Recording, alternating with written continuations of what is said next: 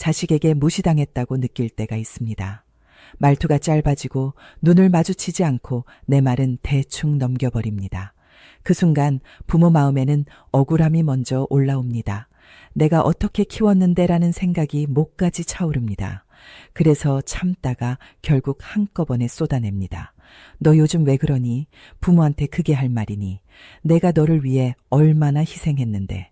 그런데 이상하게도 그 말이 나갈수록 자식의 태도는 더 단단해집니다.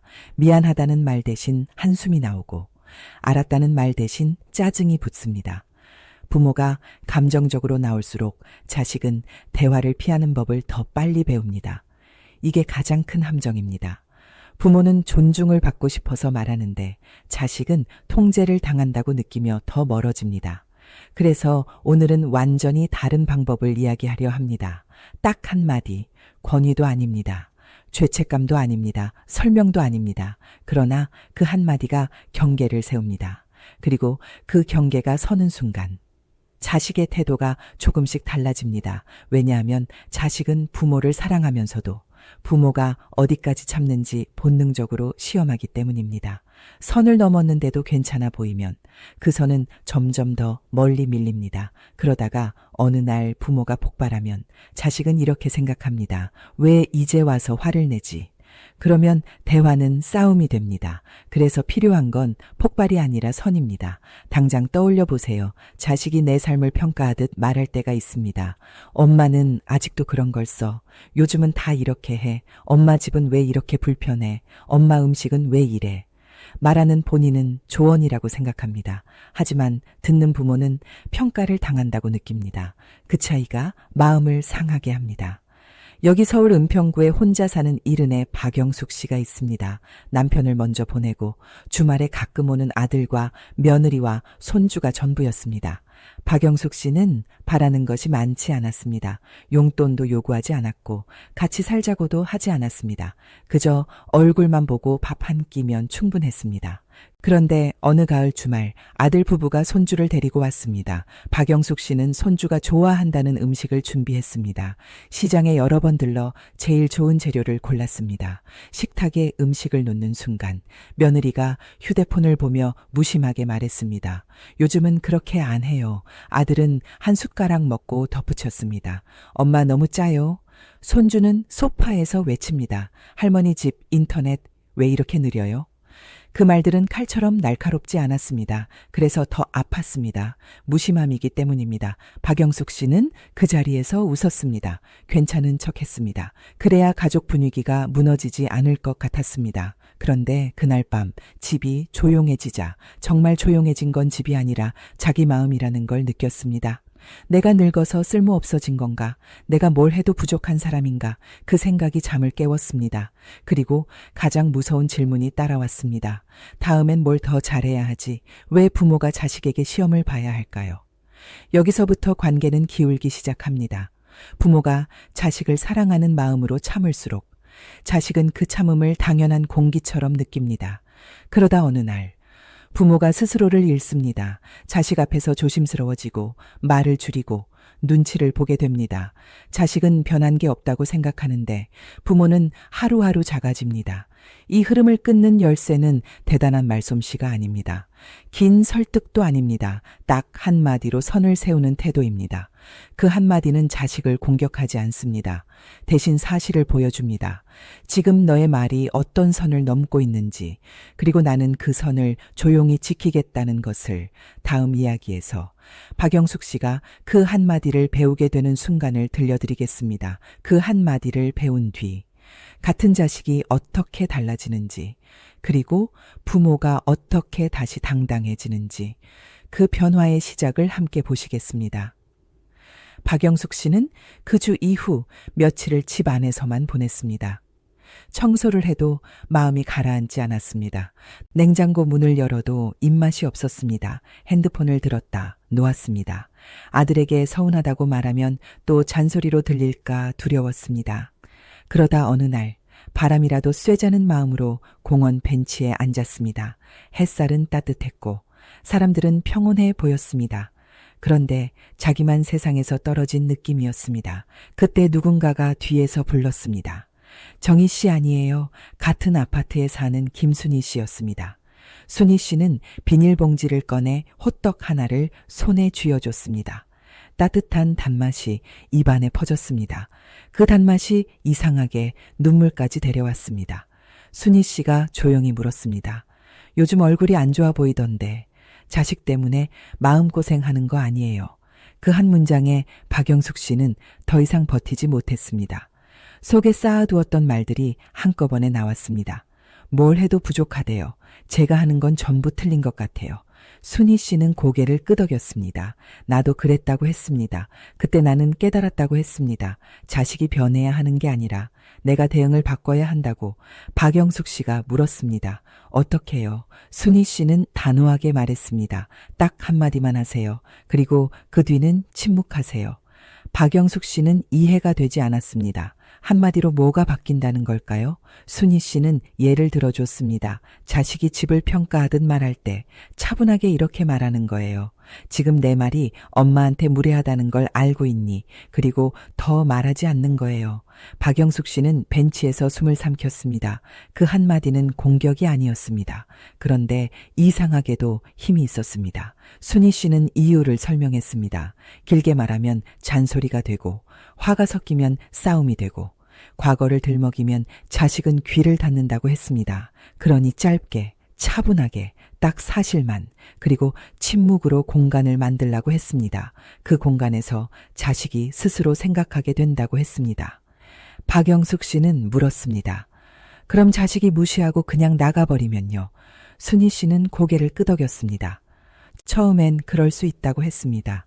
그래도 일관되게 해야 한다고 했습니다. 그 한마디는 벌을 주는 말이 아니라고 했습니다. 경계선을 알려주는 말이라고 했습니다.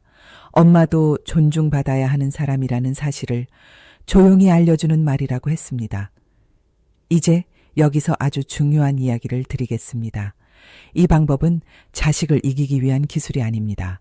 부모가 스스로를 지키는 태도입니다. 그 태도가 서야 자식도 관계의 규칙을 다시 배웁니다. 여기까지 들으시면서 마음속에 이런 생각이 드실 겁니다. 나도 해보고 싶은데 막상 입이 안 떨어질 것 같다고. 맞습니다. 평생 참아온 사람일수록 처음 한마디가 가장 어렵습니다. 그래서 연습이 필요합니다. 거울 앞에서 표정을 연습합니다. 울지 않는 표정, 화를 내지 않는 표정, 차분하고 단호한 표정, 그리고 문장을 짧게 입에 붙입니다. 지금 내 말이 무례하다는 걸 알고 있니? 엄마도 그 말은 서운하구나. 말은 다를 수 있어도 예의는 지켜야지. 박영숙 씨는 그날 집에 돌아와 종이에 문장을 적어 냉장고에 붙였습니다. 매일 눈에 보이게, 매일 입으로 소리내게. 그 과정에서 박영숙 씨의 마음에 변화가 생겼습니다. 예전에는 자식이 오기만 기다렸습니다.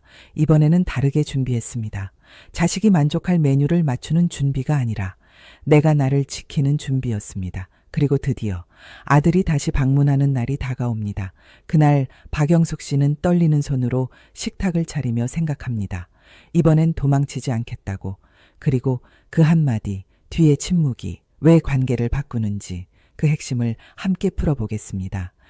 약속한 주말이 다가왔습니다. 박영숙 씨는 아침부터 분주했습니다. 음식을 준비하면서도 마음은 계속 흔들렸습니다.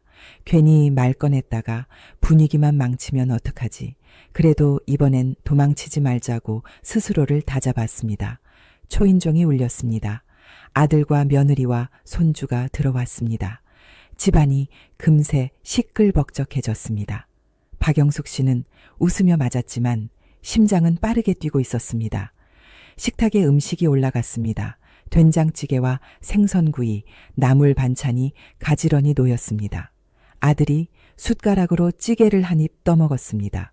그리고 아무렇지 않게 말했습니다. 엄마 오늘은 간이 좀 애매한 것 같아요. 그 말은 평소와 다르지 않았습니다. 그래서 더 위험했습니다. 예전 같으면 바로 미안하다고 했을 겁니다. 다음엔 더 잘할게. 그렇게 말하며 스스로를 낮췄을 겁니다. 박영숙 씨는 숟가락을 내려놓았습니다. 숨을 천천히 들이마셨습니다.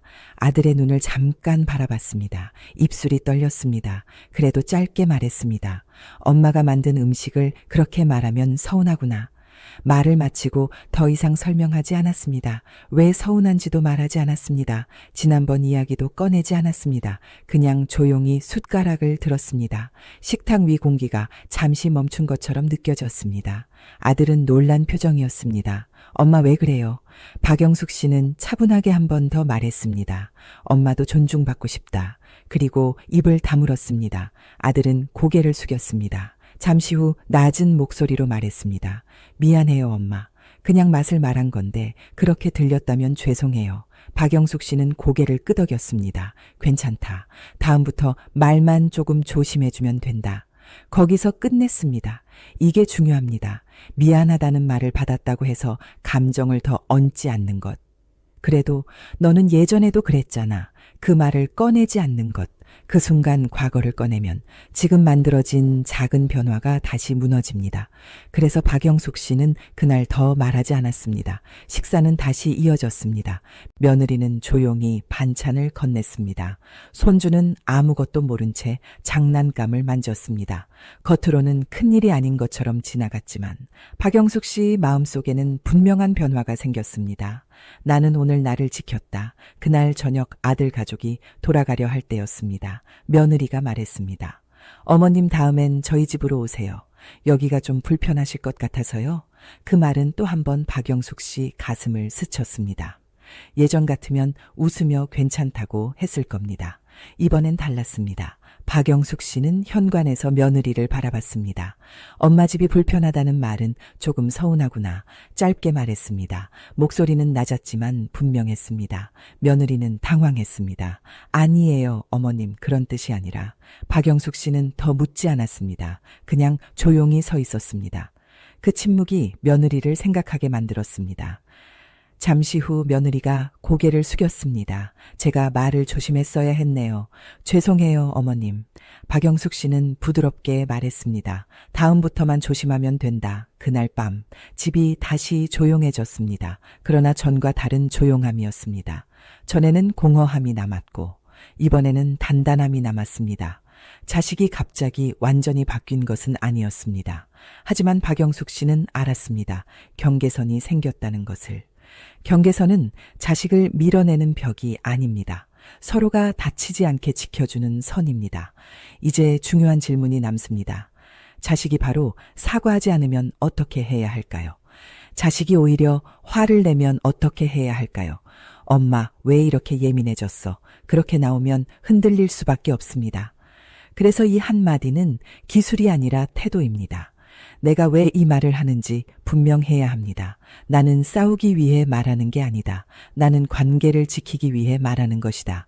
그 생각이 서 있어야 자식이 흔들어도 내가 흔들리지 않습니다. 자식이 방어적으로 나오면 같은 문장을 반복합니다. 지금 내 말이 엄마를 서운하게 한다. 엄마는 그 말이 아프다. 그리고 대화를 잠시 멈춥니다.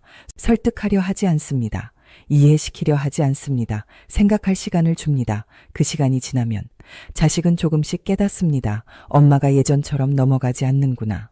엄마가 화내는 게 아니라 선을 긋는구나. 그 순간 부모는 자식의 눈에 다시 한 사람으로 보이기 시작합니다. 밥을 해주는 존재가 아니라 감정이 있는 사람으로, 존중받아야 할 사람으로. 박영숙 씨도 그 변화를 느끼기 시작했습니다. 며느리는 말투가 부드러워졌고 아들은 평가 대신 질문을 하기 시작했습니다. 엄마는 어떻게 생각해? 엄마는 뭐가 편해? 작은 변화였습니다. 그러나 그 작은 변화가 쌓이면 분위기가 달라집니다. 그리고 부모의 표정이 달라집니다. 눈치를 보던 표정에서 당당한 표정으로. 그 변화는 자식도 느낍니다. 엄마가 예전과 다르다. 그 다른 점이 부담이 아니라 안정으로 느껴질 때 관계는 다시 건강해집니다. 시간이 조금 흐르자 변화는 더 분명해졌습니다. 박영숙 씨가 일부러 뭔가를 더 잘하려 애쓰지 않아도 아들과 며느리는 말투를 먼저 고르기 시작했습니다. 예전에는 바로 평가가 먼저 나왔습니다. 이건 왜 이렇게 했어요? 요즘은 이렇게 안 해요. 그런 말 대신 질문이 먼저 나왔습니다. 어머님은 어떻게 생각하세요? 엄마는 어떤 게 더 편하세요? 그 차이는 아주 작아 보이지만 사실은 관계의 방향을 바꾸는 차이였습니다. 왜냐하면 질문은 존중을 전제로 하고 평가는 우위를 전제로 하기 때문입니다. 그 전제가 바뀌기 시작한 겁니다. 박영숙 씨는 그 변화를 조용히 지켜봤습니다. 괜히 기쁜 마음에 더 많은 말을 보태지 않았습니다. 봐라, 내가 말했지. 그렇게 하지도 않았습니다. 그저 평소처럼 대했습니다. 그게 더 중요했습니다. 한 번 경계선을 세웠다고 해서 계속해서 확인하려 들면 관계는 다시 긴장됩니다. 그러니 박영숙 씨는 담담하게 일상을 이어갔습니다. 어느 날 며느리가 전화를 했습니다. 어머님, 지난번에 제가 말 실수한 거 계속 생각났어요. 제가 너무 쉽게 말했죠. 앞으로는 조심할게요. 박영숙 씨는 길게 답하지 않았습니다. 그래, 고맙다. 그 말이면 충분했습니다. 아들도 달라졌습니다. 예전에는 어머니 집에 오면 휴대폰부터 꺼냈습니다. 이제는 식탁에 앉아 먼저 묻습니다. 엄마, 요즘은 어때요? 그 질문 하나에 박영숙 씨의 마음은 크게 움직였습니다. 그동안 기다리던 말이었기 때문입니다. 그러나 겉으로는 담담하게 대답했습니다. 괜찮다. 덕분에 잘 지낸다. 관계가 바뀌는 순간은 화려하지 않습니다. 작고 조용합니다. 하지만 그 조용함이 오래 갑니다. 이제 여기서 가장 중요한 결론을 이야기하겠습니다. 자식의 태도를 바꾸는 건 말재주가 아닙니다. 감정을 억누르는 것도 아닙니다. 자신을 존중하는 태도입니다. 부모가 스스로를 하찮게 여기면 자식도 무심해집니다. 부모가 스스로를 존중하면 자식도 그 태도를 배웁니다. 그 배움은 강요로 생기지 않습니다. 보여줄 때 생깁니다. 박영숙 씨는 더 이상 자식 눈치를 보지 않았습니다. 그 대신 예의를 보였습니다. 그리고 그 예의는 자신에게도 적용했습니다. 스스로에게 함부로 말하지 않았습니다. 내가 왜 이렇게 늙었지? 내가 왜 이렇게 부족하지? 그런 말 대신 나는 존중받을 사람이다. 그 생각을 마음에 세웠습니다. 그 생각이 흔들릴 때마다 그 한마디를 떠올렸습니다. 지금 내 말이 무례하다는 걸 알고 있니? 이 문장은 자식에게만 쓰는 말이 아닙니다. 스스로에게도 적용됩니다. 누군가 나를 함부로 대할 때, 나 스스로를 함부로 대하지 않겠다는 선언입니다. 혹시 지금 이 영상을 보고 계신 분 중에도 자식의 말 한마디에 며칠씩 마음이 아픈 분이 계실 겁니다. 괜히 내가 예민한가 싶어 더 참고 있는 분도 계실 겁니다. 그러나 기억하셔야 합니다. 참는 것이 항상 미덕은 아닙니다. 참음이 반복되면 존중은 사라지고 당연함만 남습니다. 그래서 필요한 건 단호함이 아니라 분명함입니다. 나는 이 선을 넘는 말을 허용하지 않겠다는 분명함. 그 분명함을 가장 짧은 문장으로 표현하는 겁니다. 지금 내 말이 무례하다는 걸 알고 있니? 혹은 이렇게 말해도 됩니다. 엄마는 그 말이 서운하구나. 엄마도 존중받고 싶다. 짧고 담담하게.